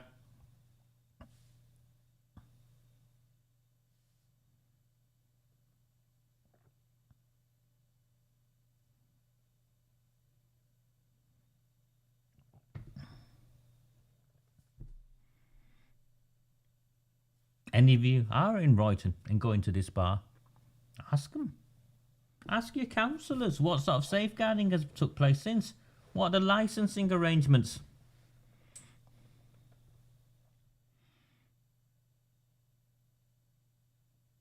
Many people who criticise me do so because I say things that they don't agree with, when previously they have agreed with it because it's not politically convenient for my viewpoint. What those of you who followed me for as long as you have would know that I remain consistent, because for me this is not a political football. It is not something you pick up as and when you choose and drop. I genuinely care about young people, I care about safety, and I find sex crimes such as this horrific.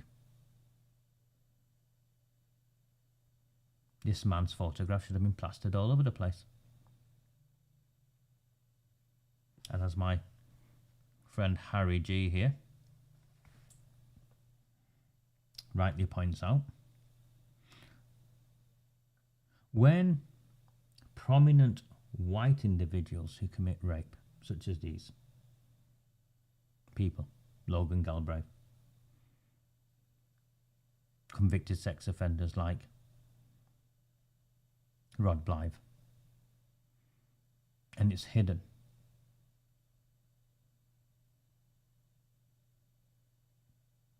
And some people feel there's a disproportionate focus when it's in one of the Pakistani groomers. Well, what do you say? How can you justify? I'm clear on it. I find all of them despicable, disgraceful, and if I had my way, they'd not be out of prison ever again.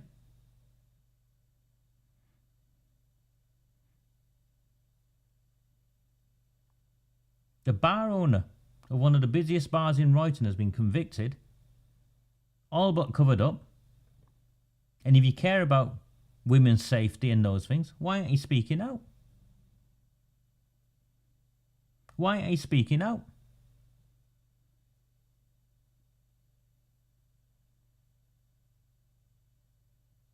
Why? Is it because there's votes in it that you'll lose?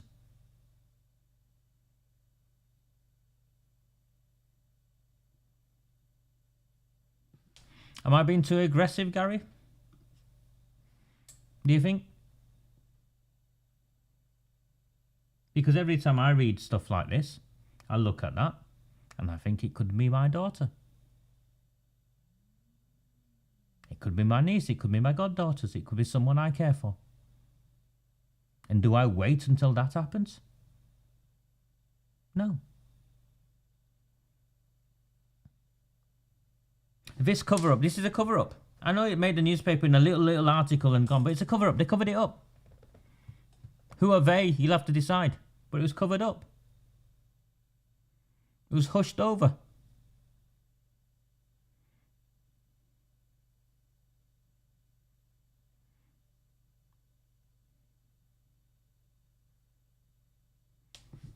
No, that's it, isn't it? His victim doesn't matter to them.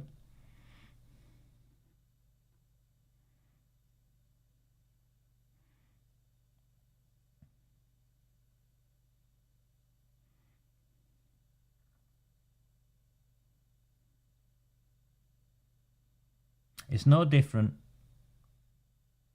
I look at this, and the cover up here, I think it's for political purposes, and who he's connected with, is my opinion. It's no different to the cover up at Oldham Central Mosque and the chairman there, because he had access to young people, even though he was a convicted sex offender. And this guy, his convictions go back to, the offences go back, what, 4 years? Can you imagine? Put aside the original offence and what that poor young woman went through. Can you imagine the following 4 years? And at the end of it, her story is nowhere to be found.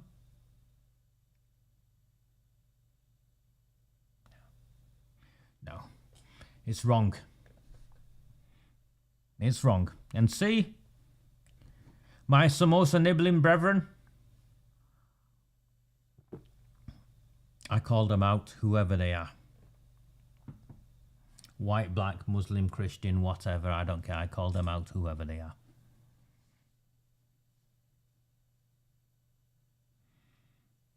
Moving on. I'd hoped to have got Mark Hince on, but he couldn't make this evening. Hopefully I'll get him on at a later date, so I will do my best to explain what he's done. It's a masterstroke. It is a masterstroke. So, Mark Hince's journey into politics as a candidate, and that rage inside of him, was when he emerged from when he tried to get on the Shaw Parish Council. There was a vacancy in the Shaw Parish Council and he applied. And they fixed it to stop him from getting on it. That was the Lib Dems. It's well documented. Mark will share it himself, I'm sure, again at some point. And that gave him the fire. And off he went. And the rest, as they say, is history. He's now a councillor. But as well as being a councillor in Oldham Council, the Shaw and Crompton Independents have took control of the parish council. They've got the majority on the parish council. They've now ordered an investigation, an audit, into the past finances of the parish council. So that'll be interesting. He's got Howard Sykes to agree to seconding a motion, which will go to the next council meeting, were an Article 4, I think is the phrase, motion to prevent your next door from becoming a HMO. So every HMO has got to go through planning permission. And that goes to Oldham Council meeting next month. Is it not October? November, early November, the meeting. That'd be brilliant, because if AROOJ SHAH blocks it, she's in favour of HMOs in Shaw and Crompton. Simple as that. If she blocks it, she's in favour of HMOs. At the moment, they're saying there's nothing we can do. They're misleading you, saying there's nothing we can do, and there is something they can do. They can pass this motion, which means someone's next door can't become a HMO. And that loophole is closed. It's got to go to full planning. She should pass it, but she won't. I don't think she will. It'll put people like Cameron Guffaw in very uncomfortable positions. Remember, Cameron Guffaw is involved in HMOs, as he himself admitted to in a council meeting. And we showed his declaration of interests that had been redacted as though he belonged in, I don't know, whatever the Pakistani intelligence service is called. And once we'd removed some of those redactions, it was clear that actually what they were hiding was HMOs. Thank you, Warren. November the 1st is the next full council. Warren, I'm sure, will be there. The first amendment Mark Hince put forward was the Muslim cemetery one, where he said no, forget a special Muslim cemetery where we hand over land. No, that's divisive. That's not what we want to see in our town. Every cemetery in Oldham, that run by the council across the borough, should have a Muslim section. There's Bangladeshis in Shaw. Why should they have to bury their family members in Chadderton when they've lived all their lives in Shaw? They should have a Muslim section in the cemetery there, and so on. Same as Failsworth, all of them. What happened?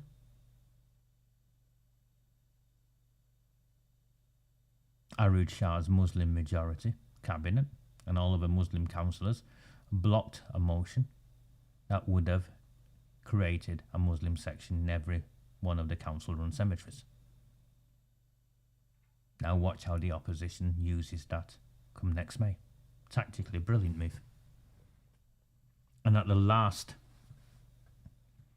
council meeting, he forced AROOJ Shah to apologise for the SEND failings, to take responsibility and apologise, which means if it doesn't improve, it's on AROOJ Shah.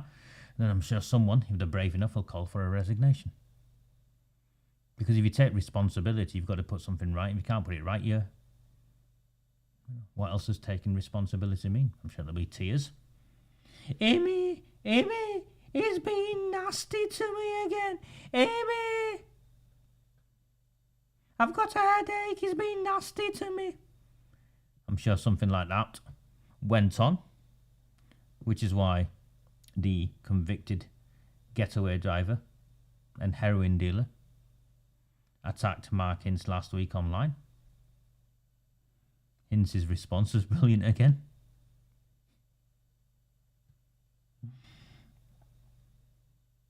Through the parish council that they now control, they are seeking what's called town status for Shaw and Crompton.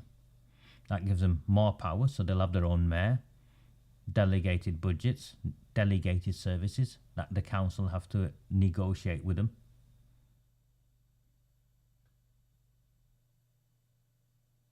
And Shaw and Crompton, they can even borrow money, they can spend money, they can, for instance, buy a police car and rent it to Greater Manchester Police, so they have additional police services. They can do a whole host of things in Shaw and Crompton as a consequence of what MARC HINCE. And remember, the Lib Dems could have done this for the last 20 years, but they haven't. And this town status, I think, will start to deliver for Shaw and make Shaw a better place. I mean, it's his mandate. Shaw's a market town. They'll be able to fundraise, borrow from a specific government pot of money on peppercorn interest rates, invest in Shaw Market. They'll be able to take control of the parks. They'll be able to do all sorts of stuff as a consequence of what he's done. He's still got to negotiate the last bit, but he's a democratically elected politician and they have a mandate. And the Lib Dems are dancing to their tune. They're actually agreeing with him. Because they have to. How can they oppose it? We want more powers. We want more responsibility. You're taking £10 million, and I'm making this figure up, £10 million of council tax from the people of Shaw and Crompton, and we're only getting back £3 million back. Yeah, there's that exercise that needs to be done for all of us, I think, in the outlying areas. We're not getting our fair share for what we put in. So we're going to take control of these services, X, Y, and Z, and you're going to give us the delegated budgets to deliver them. And we'll hire people, and we'll manage people, and we'll do it ourselves. Spot on. And also they'll have a ceremonial mayor, their own chief. It'd be cool. It's a lot of work. And it takes courage to do it. It takes courage to take responsibility, doesn't it? It's easy to complain. It's easy to complain, but it takes courage to take responsibility. So that's what Shaw and Crompton are doing. So I'm laughing at Gary Tarbuck, who I can see here in front of me. I'm sorry, mate, I'm just looking at your name and laughing at you because he lives in Saddleworth. Saddleworth has a parish council. You can even create what's called a neighbourhood plan. So those of you who have green areas that you want to protect, the parish council, the township model, it allows you to have something called a neighbourhood plan that you create to say this area of land is off limits for developers. In our neighbourhood plan, this area of land is off limits for developers. It'll always stay green. We decide it of community value for it to stay green. For instance, yeah, you can do that. It then goes to a mandate where the people vote on it. And then what that means afterwards, providing the people vote with it the way you want them to, it means that the council can't sell that plot of land, or they can't build houses on that plot of land. You could have done that to Knowles Lane. Those of you who have been fighting for Knowles Lane, you could have done that to Knowles Lane. You could have done that in loads of places in Saddleworth that you object to. So you can stop that. If they're building on everything green around Shaw, you can now stop that, because once he's got his township model through, he can create what's called a neighbourhood plan. You can consult with the community, create a neighbourhood plan, identify green spaces that are protected of value to the community, put it to a mandate, the people of Shaw and Crompton vote on it, and then that's protected. Oldham Council can't sell it. They can't do anything.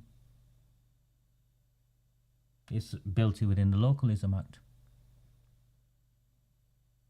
Yeah, it's built in the Localism Act. Now, again, if you go back to the publicity, the election materials I designed, I talked about townships, local townships.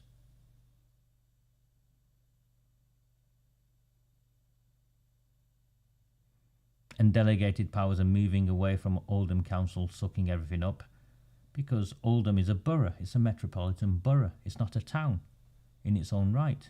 As in, it's swallowed up others. Chadderton is at Royton, Failsworth. And I'll pick on Failsworth. Why hasn't Failsworth? I know why, because they don't know they could. First of all. And two, even if they knew they could, they wouldn't know how to go about it. And even if they knew how to go about it, would they put in the energy and time needed to do it? Failsworth is a community in its own right. Yeah, it's got an M postcode. Its constituency is about to be moved completely out of Oldham towards Ancoats and that way in Manchester. So it pays council tax to Oldham, sends councillors to Oldham, but in many ways Failsworth isn't Oldham, is it? Why have you not got your own parish council or your own township?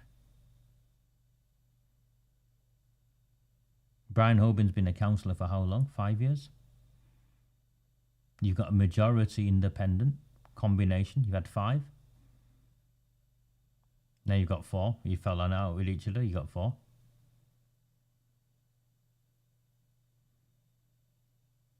You can. Why have you not gone down that model? All you need to do is get a petition together.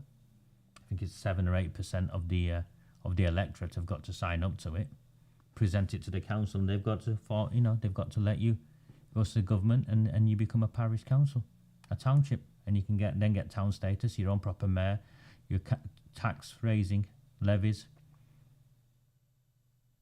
spend your own money, delegate your own services, protect your green belt, Article 4 it, whatever it is, prevent the HMOs, protect your green spaces, invest in your markets, prioritise your resources.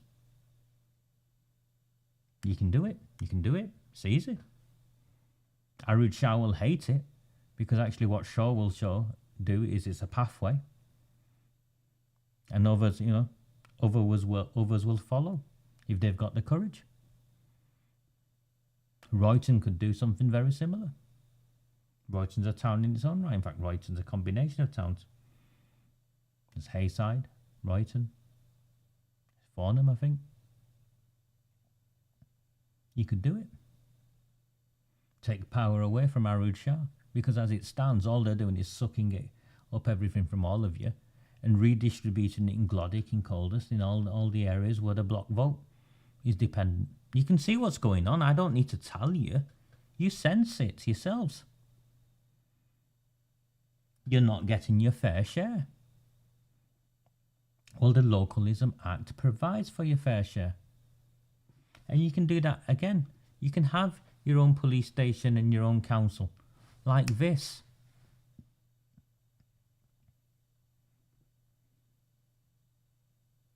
Let me find it. I'll show you.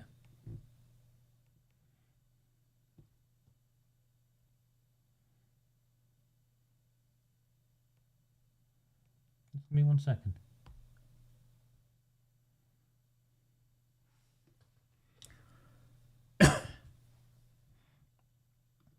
Yeah, look at the this under .gov.uk. Set up a parish, a town or parish council. What is it? Town and parish councils are the first level of local government. They provide communities with a democratic voice and a structure for taking community action. More than a third of people in Oldham currently have a town or parish council, and the government is making it easier to set one up. To set up your own town or parish council, you'll need to first give your local authority a petition containing the signatures of at least 7.5% of the local population. The petition must state exactly what it proposes, creating a town or parish council for a defined area, contain the signatures of at least 7.5% of local electors. If the petition is valid, your local authority will carry out a community governance review to see if the local council should be created. A neighbourhood forum that's had a neighbourhood development plan, that's what I just described to you, passed that referendum, can trigger a community governance review without needing a petition. It's easy. It's absolutely easy. Of course, Brian Hoban would have to pull his finger out. Neil Hindle would have to turn on his email. He's the only councillor, by the way. I went on to email every Oldham councillor. He's the only councillor whose email is switched off. So he hasn't even got an email so that you can contact him on. And Lucia Ray would have to work out that actually, she can ask questions in a council meeting by standing up and presenting a motion. Sandra, nothing against her, will have to find a voice. But you could easily do it in Failsworth. You could take control of your community. What's stopping you? You could do it in Chadderton. You could do it in Saddleworth with the parish council. But you'd have to find some courage, wouldn't you?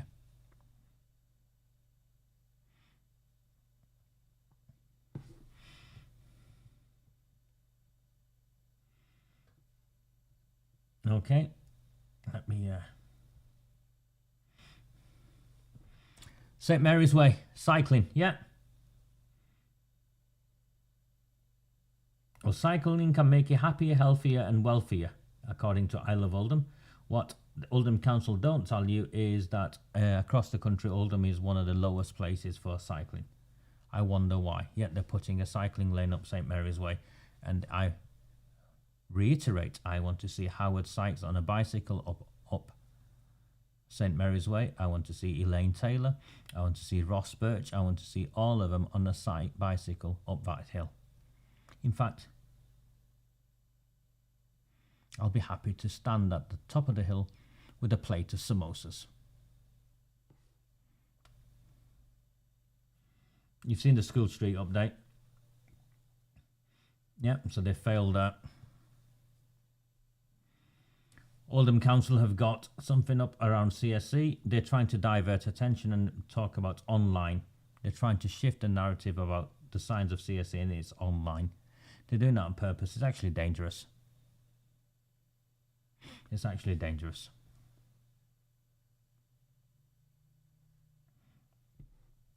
Brown Jacobson's lawyers, the council's lawyers, have written back to me. This is the correspondence. I told them I needed a name contact. Our client, that's Bogatov. Bogatov has confirmed we're instructed and we asked that you use this email address for contacts going forward. They won't give me a named contact. We are of the view no need for you to be provided with the details requested, so they don't think they need to give me a named contact. If you wish to speak to us by telephone, then please provide a telephone number and we shall make arrangements to contact you. They want me to give them my phone number so they can pass them on to who? Irish Immy? Not a chance in hell. Not a chance in hell. However, we note we still await your substantive response to our pre-action correspondence. Well, do you think that was a substantive pre-action correspondence? Unspecified who had abused, harassed? Nah. This will play out, and it's again being played out with your money. What I am in the process of doing is I will get my response to them, I think, the end of next week. I've got to go and pay for lawyers now, haven't I? I'll get my response to them for the end of next week. And I will also submit a complaint against Bogatov for interfering in the democratic process, because I believe what he's doing is unlawful. And if the council refuse to investigate or investigate in such a way where it's clear it's just a whitewash, which I envisage it will be, this, for my friends in Oldham Council who are watching, will then be escalated to the Ombudsman. This is Oldham Council interfering in free and fair elections on behalf of the Labour Party paymasters and trying to silence legitimate critique, analysis of their horrific tenure over this council, over this town.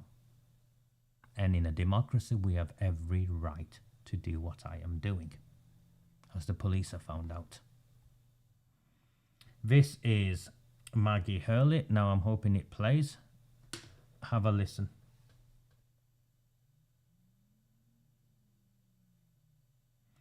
Julia Haywood took this video. I just want to play it and I'll tell you what I'm going to do.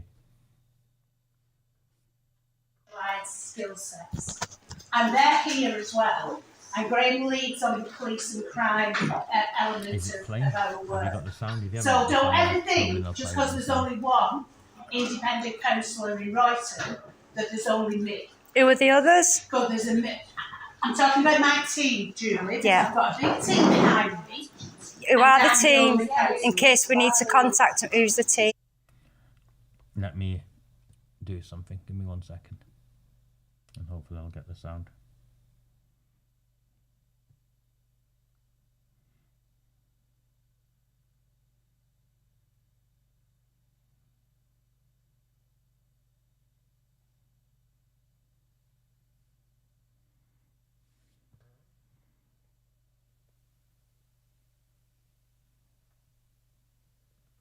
Oh, you heard it. Brilliant.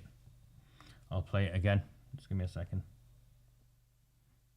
Sorry, I've not got any headphones, Gary. I'm waiting for a wire to rock up.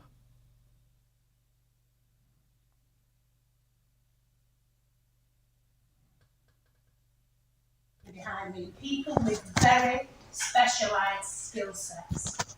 And they're here as well. And Graham leads on the police and crime elements of our work.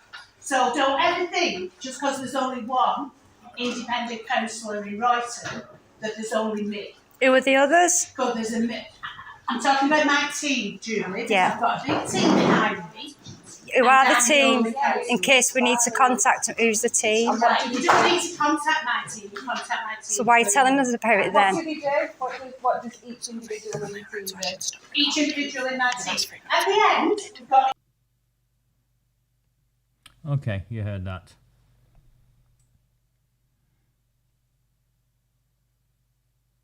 She talks about a big team. I won't specify who's in a big team. And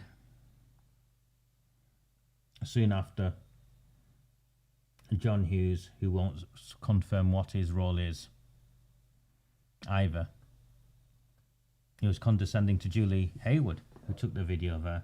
Who actually, Julie Haywood had every right to. She lives in Royton. And worse, actually, she campaigned for Maggie Hurley, delivered leaflets and all of that.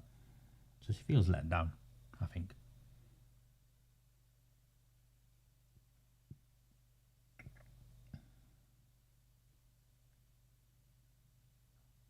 And then they stopped her recording.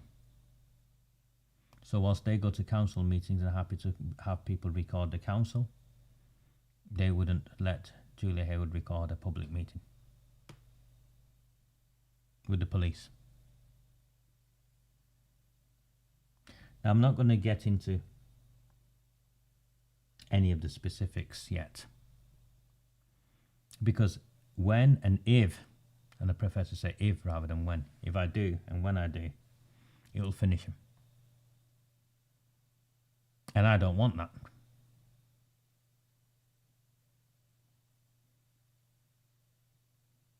I don't think it's any of our interest. And if they've done any wrong to people, they've done more wrong to me than to anyone else here. And I'm happy is the wrong word, as I said to my nephew. They can stab me in the back, they can stab me in the front, they can stab me many times as they want. If it stops one child from being groomed and gang raped, I'll take all the stabbings out all day long. I'll be used, abused, discarded, picked up. Makes no difference. If it saves one child, I'll take that.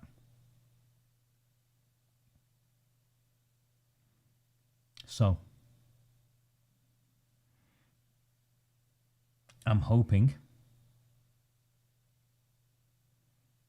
because they're listening, you know they're listening, you know they're watching.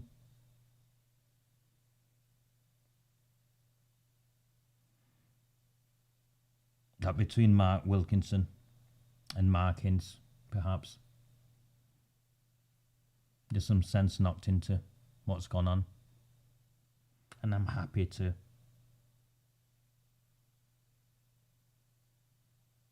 meet with whoever I need to meet with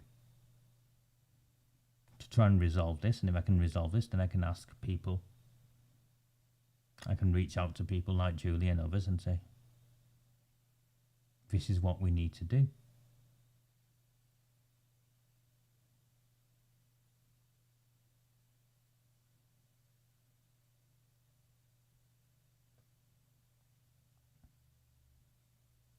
But I think it's coming to a point where the opportunity to resolve this is, the window to resolve this is getting smaller and smaller. I don't think it's in anyone's interests not to solve it. And what do we mean by solving it? It's very simple, Warren. The starting point of any democratic party. Remember, I came out of the cartel's backyard of Coldest. My friends and I, our political education, the fire in our belly, emerged from our experiences in Coldest in Westwood, of how our communities were exploited, were used, how the outside community, many of you, saw us somehow being prioritised when we were being shafted in our own backyard, as our community leaders provided a block vote to Jim McMahon or whoever was the Labour Party MP before that, Meacher, and in return they were looked after and the community itself actually suffered. Secret handshakes, shadowy figures in charge of decision making. And when we mobilised, when we got politically educated, I thought, okay, we'll join the Labour Party. And we'll elect our own politicians. Well, what they found out, what my friends who joined the Labour Party, the local branch, found out was, as soon as they wanted to elect their own people, they were shut down and suspended. The branch was suspended. And the candidates were selected by McMahon and whoever else in the Labour Party. They were imposed on them. It's actually what happened in St Mary's this time round, where AROOJ SHAH was just imposed as a candidate. It's not democratic, and it's what we stand against. It's what we expect of the Labour Party, not of those we support. So asking someone what their position is,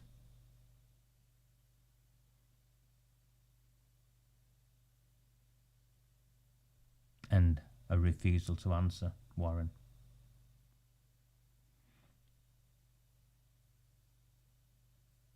I don't think that's an unreasonable question, do you? So where this ends, well, you can decide for yourself. I've took the fight to the Labour Party that control this town and those who have massive amounts of power. And I know who's come out the winner on that. What do you think will happen if I take the fight to the right and independence?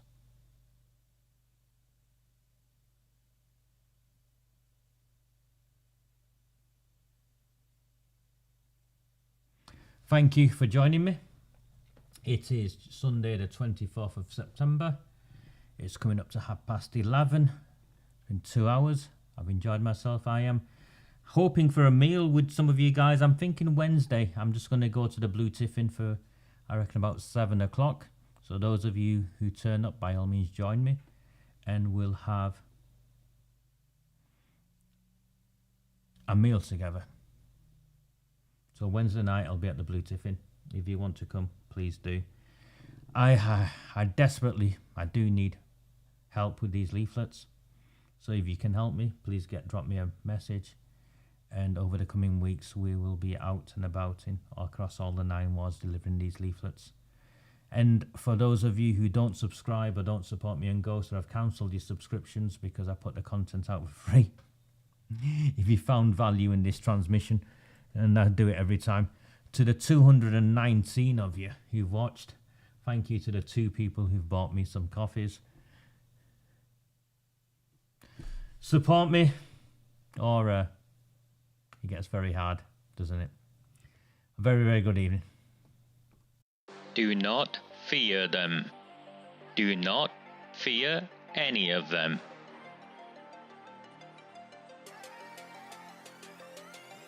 On the 20th of November 2003, James Ignatius O'Rourke McMahon was elected councillor for the Failsworth East Ward of Oldham. Deeply ambitious, he ruthlessly rose to power, and by 2011, he was already leader of the council. In 2015, exploiting a Labour Party loophole, he became MP for Oldham West and Royton. If only the people of the town knew then what they now know. Do not fear them.